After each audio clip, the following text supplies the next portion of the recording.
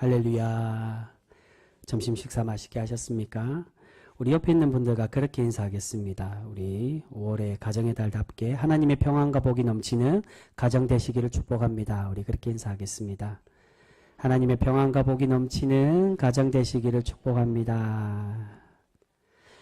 여러분, 이 5월의 가정의 달에 하나님의 복이 충만히 넘치도록 서로를 위로하고 격려하고 축복하는 그런 복된 성도 우리 모두가 되실 수 있기를 주님의 이름으로 축복합니다. 여러분, 오늘 본문 말씀에서는 예수님께서 왕실 혼인잔치의 비유로 우리에게 교훈의 말씀을 주고 계십니다. 우리 그 말씀 다시 한번 보겠습니다. 2절 말씀입니다. 2절 말씀 같이 보겠습니다. 시작. 천국은 마치 자기 아들을 위하여 혼인잔치를 베푼 어떤 임금과 같으니. 여러분, 지금 예수님은 천국에 대해서 왕가의 혼인잔치와 비교하시며 우리에게 설명해 주고 있습니다. 그런데 여기서 임금은 누구겠습니까? 당연히 이 혼인잔치의 주인인 하나님이시라고 말씀합니다. 그리고 임금의 아들이며 혼인잔치의 신랑은 당연히 누굴까요? 바로 예수 그리스도를 의미하고 있습니다. 그렇다면 여기서 오늘 말씀에 출연은 하진 않지만 신랑이 있으면 신부도 있어야 되겠죠. 여기서 나오는 신부는 과연 누굴까요? 누구를 의미할까요? 여기서 신부는 성도가 아니라 교회를 의미합니다. 이제 공동체를 의미합니다. 근데 여기서 혼인잔치는 사실은 궁극적인 의미에서는 천국을 의미하기도 하지만 마찬가지로 이 혼인잔치를 교회로 그렇게 설명하기도 합니다. 그러니까 신부도 교회이고 천국잔치도 교회라는 겁니다. 그래서 지금 초대받고 있는 하객들이 하나님의 구원으로 초대되는 것이며 또한 천국의 문인 교회로 초대가 되어서 이제 천국으로 이어지게 된다는 것입니다. 그렇게 결국 지금 초대받는 하객들은 누구를 의미하겠습니까? 바로 구원으로 초청받은 구원의 백성들을 의미하고 있다는 겁니다. 이 백성들이 교회에 들어오고 주님의 혼인잔치에 참여하는 것, 진정으로 믿고 고백하면 천국의 백성이 될 수 있음을 예수님은 우리에게 말씀해 주고 있는 것입니다. 그런데 처음 임금에게, 이 임금이신 하나님께서 하나님에게 초대받은 사람들은 어떻게 하고 있다라고 말씀합니까? 3절에 보시면 처음에는 오기 싫어했다라고 말씀합니다. 그래서 이후에 다시 5절에 가면 한 번 더 이 임금 되시는 하나님께서 기회를 주시고 하객들을 초청하는데 이번에도 마찬가지로 하객들은 잔치에 오는 것을 거부하고 있습니다. 우리 그 말씀 보겠습니다. 5절과 6절 말씀입니다. 5절에서 6절 말씀 같이 읽습니다. 시작. 그들이 돌아보지도 않고 한 사람은 자기 밭으로 한 사람은 자기 사업하러 가고 그 남은 자들은 종들을 잡아 모욕하고 죽이니. 자기 밭에 가고 자기 사업을 하러 갔다는 것은 자신이 하고 싶은 일을 하고 욕심대로 살아가고 있는 것을 의미합니다. 그리고 종을 잡아서 모욕하고 죽였다는 것은 구원의 복음을 전하는 전도자들 또는 사도들을 죽이고 그들을 거부하는 것을 의미합니다. 결국 이렇게 혼인잔치를 거부하는 사람들은 결론적으로 누구를 의미하겠습니까? 초청돼서 왔다면 하나님의 구원의 백성이지만 이렇게 이 초청잔치에서 그들이 거부하고 쫓겨났다는 것은 주님의 복음을 거부하는 바로 유대인들과 구원 없이 살아가는 사람들을 의미하고 있다는 겁니다.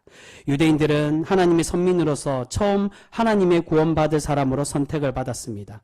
하지만 시간이 지나면서 어떻게 되었습니까? 계속 하나님 말씀에 불순종하고 하나님의 말씀을 거부하며 그렇게 살아감으로 하나님의 혼인잔치인 천국에서 쫓겨나게 되었다는 것입니다.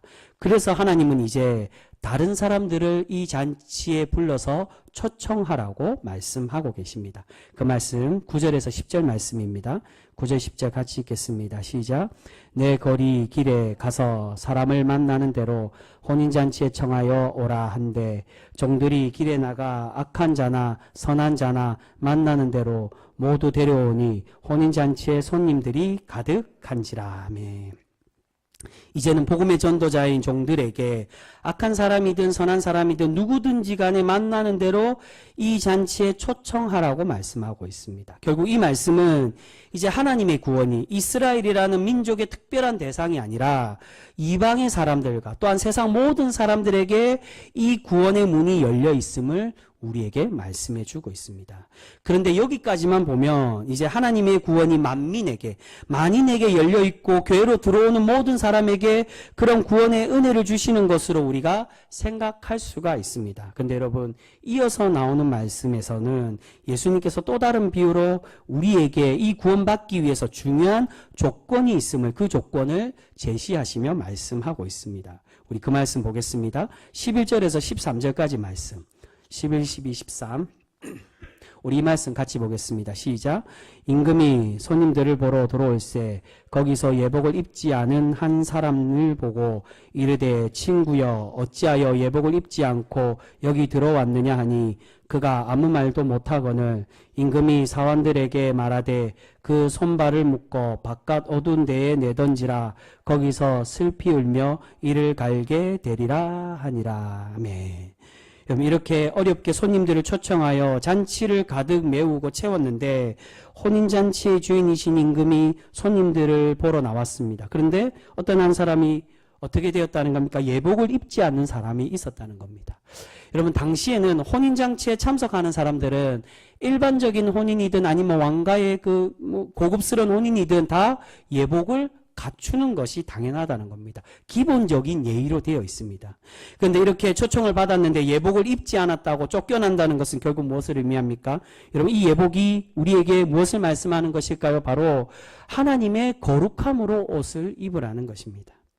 이 말씀은 앞에 우리 살펴본 21장과 사실은 그 천국 비유와 이어지는 말씀입니다. 21장에서는 우리가 무엇으로 열매 맺으라고요? 회개 열매를 맺으라고, 그 회개함으로 하나님의 거룩함으로 구별된 사람으로 살아가라고 우리에게 권면하며 말씀하고 있습니다. 여러분, 주님의 구원은 이제 세상 모든 사람들에게 열려 있습니다. 우리 주님께서 돌아가신 것은 우리가 생각하고 판단하는 선하고 착한 사람으로 악한 사람으로 구별하기 위해서 십자가 희생된 것이 아니라 비록 오늘은 죄인일지라도 주님께로 나와서 주님을 믿고 회개하는 모든 사람에게 구원을 내려주시고 그들에게 구원이 열려 있음을 말씀해 주고 있다는 것입니다. 그런데 중요한 것은 그것으로 끝나는 것이냐? 그렇지 않고 우리가 초청받았다고 해서 주님의 부름을 받고 교회 출석하고 신앙생활을 하면은 모든 것이 다 끝난 것이냐? 그렇지가 않음을 우리에게 말씀하고 있다는 겁니다. 교회 출석하고 신앙생활이 우리의 구원을 보장해 주는 것이 아니라 결국 우리가 무엇을 준비되어야 된다고요? 참되게 회개하여 거룩함으로 옷을 입고 성령의 은혜로 거듭난 삶을 사는 것, 참 그리스도인의 선한 삶을 사는 백성이 되기를 우리에게 말씀해 주고 있다는 것입니다. 이 예복에 관한 말씀이 바로 우리에게 그것을 요구하는 겁니다. 너희가 초청은 받았지만 그 초청받고 교회에 들어오고 하나님의 구원의 백성으로 그렇게 우리가 부름을 받았지만 나온 것으로 끝나느냐? 그렇지 않고 하나님의 거룩한 성도의 삶으로 살아가라는 겁니다. 여러분, 교회를 출석하고 신앙생활을 하는 사람들 중에 그리스도인답지 않게, 성도답지 않게 사는 사람들도 분명히 많이 있습니다. 교회 밖에서도 마찬가지지만 교회 안에서도 악을 행하고 영혼을 죽이는 사람들이 있다는 겁니다. 겉으로는 하나님을 믿는다라고 말하지만 변화되지 못하고 거듭난 삶, 거룩한 성도의 삶을 살지 않는 신앙인들도 있습니다. 그런 사람들에게 예수님은 오늘 우리에게 말씀해 주고 있습니다. 14절 말씀입니다. 우리 14절 말씀, 결론의 말씀 같이 읽습니다. 시작. 청함을 받은 자는 많되 택함을 입은 자는 적으니라. 아멘. 사실 조금 전에 옷을 입지 않는 사람은 한 사람이었지만 우리 주님은 결론적으로 우리에게 말씀합니다. 그 많은 청함받은 사람 중에 눈에 보이기에는 한 사람이 예복을 준비되지 않았지만 그 중에도 많은 사람들 중에 하나님의 합당한 거룩한 옷을 입지 않은 그런 사람들이 많이 있을 수 있다는 겁니다. 사랑하는 성도 여러분, 오늘 우리 주님은 우리에게 분명하게 말씀하십니다. 혼인잔치인 천국으로 인도하는 문, 구원에 출석하는 교회에 출석하는 문은 모두에게 열려 있지만 그러나 그 혼인잔치에 참여했다고 해서 초청을 받았다고 해서 모두 다 구원받는 것이 아니라고 말씀하십니다. 초청을 받았다면 이제 어떻게 해야 된다고 말씀하십니까? 이 거룩한 잔치에 합당한 사람이 되도록 거룩한 예복을 입고 혼인잔치 주인에게 진정한 택함을 받을 만한 그러한 사람이 되라고 우리에게 말씀하고 있습니다. 오늘 예수님은 탈락되었던 하객들을 2번이나 기다려주시며 기회를 주고 계십니다. 그 말은 우리의 불충한 모습에도 우리 하나님은 참고 견디시며 인내하시고 기다려 주시는 분이라는 겁니다. 하지만 여러분, 그러한 하나님의 인내는 결코 영원한 것이 아닙니다. 우리가 연약한 인간이기에 날마다 실패하고 실수할 수 있습니다. 그럼에도 우리 하나님은 우리를 기다려 주십니다. 하지만 중요한 것은 언젠가는 우리는 기필코 하나님의 거룩한 옷을 입는 성화의 백성이 되어야만 하는 것입니다. 우리가 그렇게 천국잔치에 하나님의 부르시는 그 혼인잔치에 합당한 예복, 회개와 거듭남의 거룩한 옷으로 덧입고 하나님의 참 구원의 백성으로 살아갈 때 하나님이 우리를 진정으로 기뻐 받으시는 그런 하나님의 구원의 백성으로 우리를 삼으시고 우리를 칭하여 주실 줄 믿습니다. 사랑하는 성도 여러분, 우리는 지금 주님의 부르심에 응답하여 구원의 잔치에 초대를 받은 사람들입니다. 주님의 그 말씀에 은혜로 구원받기 위하여 주님 앞에 나와 예배를 드립니다. 그런데 과연 우리는 얼마나 그 부르심에 합당하게 이 천국잔치에 합당한 옷을 그렇게 입으며 살아가고 있습니까? 여러분, 결코 회개하지 않고 우리의 죄를 끊어내지 않고 또한 변화되지 못한다면 우리는 참된 구원의 백성이 될 수 없음을 우리는 분명히 기억해야 됩니다. 여러분, 혹여 오해하실 수 있는데 거듭남 삶과 성화의 모습은 구원의 조건이 아닙니다. 이 거듭난 삶으로 살아가야 된다는 건 구원의 결과를 의미하고 있습니다. 하나님의 참 성도가 되었다면 당연히 하나님의 그 거룩함으로 거듭나고 성화의 모습이 나타나야 된다는 겁니다. 그러니까 이게 이 조건이 있어야 된다가 아니라, 이게 조금 사실은 좀 어렵게 이해될 수 있지만 당연히 구원받기 위해서는 그 모습이 나타나야 되는데 결과로 꼭 조건으로 나타나야 되느냐, 조건이 아니라 하나님의 참 백성이 되었다면 우리의 삶에 당연하게 성화의 모습이 나타나야 된다. 그 사람이 하나님의 참된 구원의 백성이 된 것임을 칭함받는 모습임을 우리에게 말씀하고 있다는 겁니다. 여러분, 하나님의 참된 구원의 백성은 성화의 모습, 거듭나고 거룩한 삶으로 나타나야만 합니다. 우리가 오늘 주님께서 원하시는 대로 잔치의 참된 예복, 거룩함으로 변화되고 구별되어서 하나님의 택함 받는 그러한 천국 백성 모두가 되실 수 있기를 소망합니다.